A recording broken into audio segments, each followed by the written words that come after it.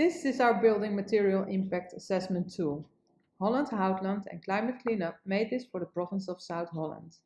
This decision-making tool for the boardroom is to accelerate the transition towards bio-based construction.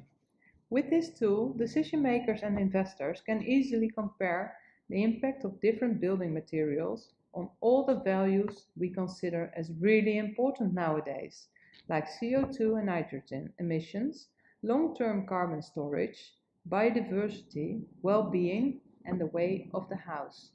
The tool shows these impacts on the Sustainable Development Goals.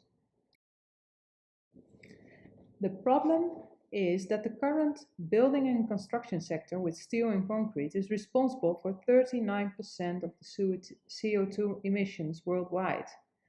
But buildings can also be the solution.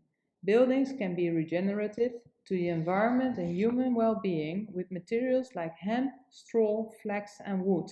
So the tool shows how bio-based materials can transform buildings into carbon sinks. The making of a house. With this tool, everybody can compose a house on the basis of 7 layers, and it shows directly what the impacts are. We'll start.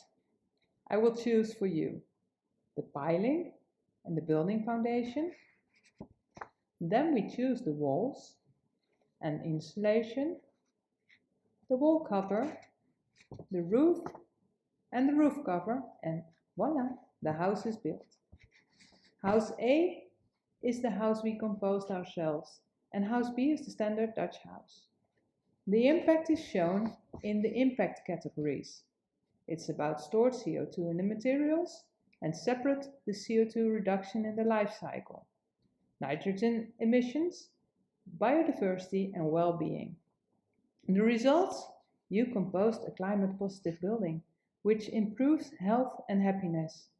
Now you positively influence the impact on ecosystems and our climate. The buildings will influence how people feel. Please let us help your project assets to fasten the transition towards bio-based building and double nature.